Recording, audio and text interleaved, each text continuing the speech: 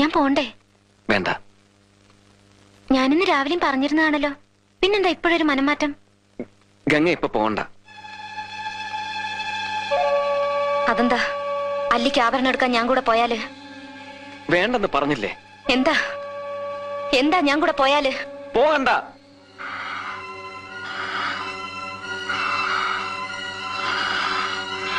വിടമാട്ടെ, വിടമാട്ടെ.